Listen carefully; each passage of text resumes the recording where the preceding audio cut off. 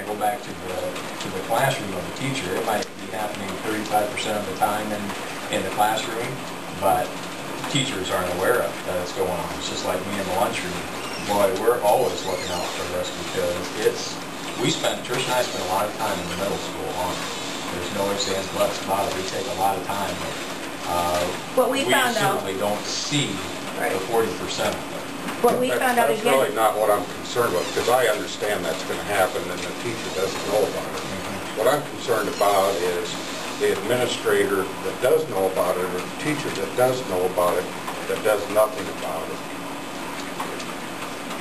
Well, I think safely to say if we found out about it, Denny's going to be talking to that teacher because they're not holding up to the expectations of our district or of Vail. Well, also as a school board, there's a lot of liability there for us also if we're not dealing with it. Mm-hmm. I guess my last question is we have all this data. I'm assuming that at some point during the year we're going to ask the same questions again and see what... Mm-hmm. The exact same survey to the 3rd through 11th grade again. Will it be to the same students or different students? Or? Same students, but they have a choice of if they choose not to participate this year and they did last year, we have no control over that. We don't even know. I didn't keep my sheets of who didn't participate last year. Well, it's supposed to be anonymous. Right. But, I mean, they'll be a year later. The next year will be the 3rd through 11th grade students. 2009 versus 2008. And then it's designed to give it every year so that we can continue to evaluate and figure out what we need to do to make things go more smoothly and things that we've implemented, are they working or not? I had a parent come in and visit with me last spring.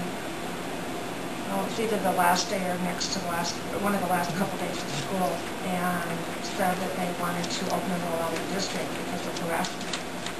I said, really? And I said, gosh, I've not heard anything about this from the building principal. And I said, I'm not trying to make you explain something you feel like you've explained before, but give me some examples in school of things that have happened. And she was talking, she started describing things that happened after school at their home. And I said, no, tell me about things at school. Well, the teachers never see it. Has he reported it? No, he's never reported it. Never, ever, ever has the teacher seen it. No, because he hasn't reported it to the teachers because he knows that the teachers haven't seen it. And we kind of went around about this, and it was a very amicable conversation. But I said, tell me again then exactly what's happened in school. And she could not tell me something, but yet that's what she came in alleging in the beginning.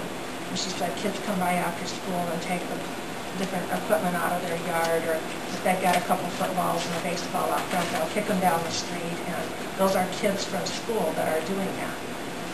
And we talked a long time about the fact that isn't any good that it's happening, but that's not school harassment if it hasn't happened inside the school building. And then it also goes back to that question about have you reported it to anybody. Mm-hmm. I would tell you that more frequently as an administrator, once somebody has told me about bullying, what I find out is that it's been going on for a long time. It's much less often that it just happened and they come and tell me, yes it is. This has been going on for a couple of months, this has been going on for 6 months.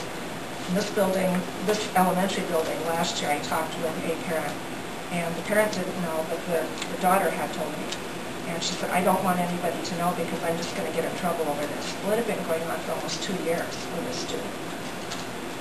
And I'm not making excuses. It's very complicated. And a couple weeks ago, 2 weeks ago, tomorrow, I spent a long day, time-wise, at the Civil Rights Commission.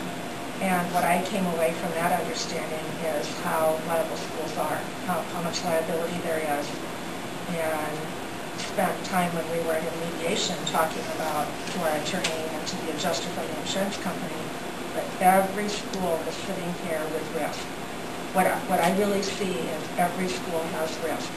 And they both just said, yep, you're exactly right. It's going to be our heaviest caseload before long. It's going to be things that have to do with either civil rights cases that are because of harassment, bullying, and intimidation, or just flat out harassment of some kind.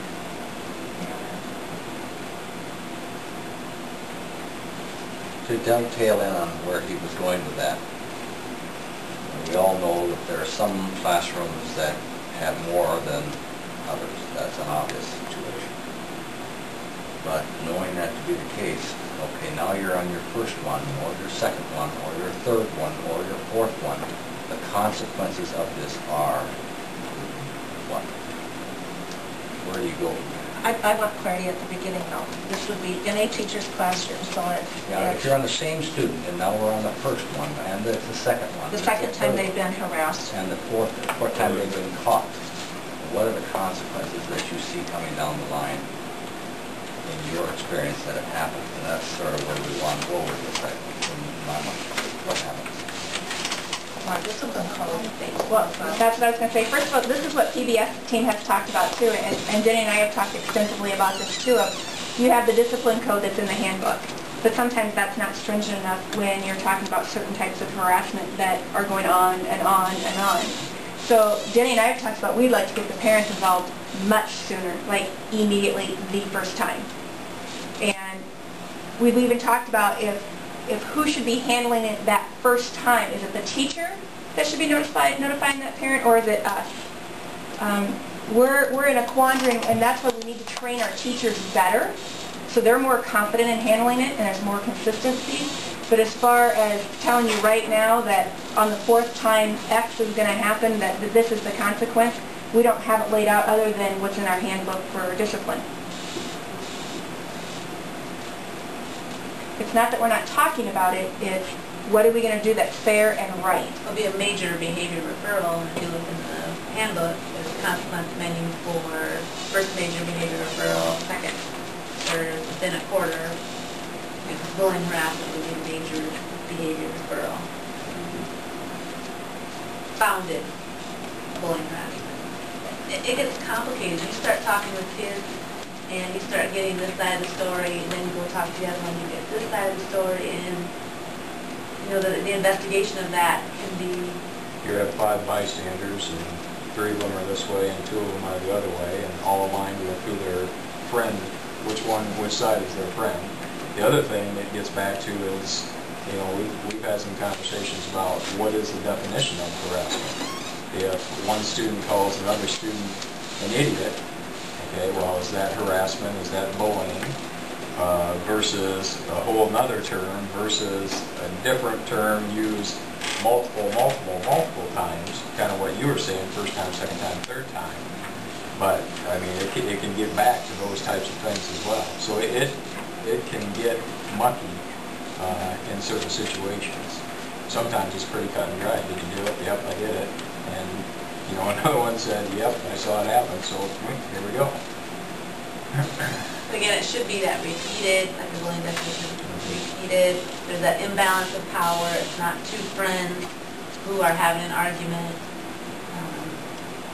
But again, that's got to be, everybody's got to be on the same page so we know when. When we went through our training this summer, we asked some of those same difficult questions that we kind of mulled over.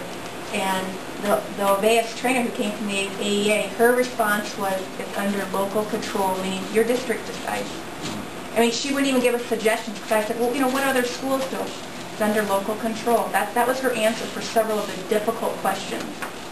Our discipline code listed in the student handbook, bullying, threats, and/or intimidation are in a list of level 3 violations. That would be founded cases. Consequences: first offense, 3 days in school or out of school suspension, written notification of parents, notification of law enforcement if behavior is unlawful, and notification of the school board president. Second offense, 3 to 10 days out of school suspension, possible referral to the school board for further disciplinary action, which may include expulsion. And the third offense is referral to school board with possible recommendation for expulsion.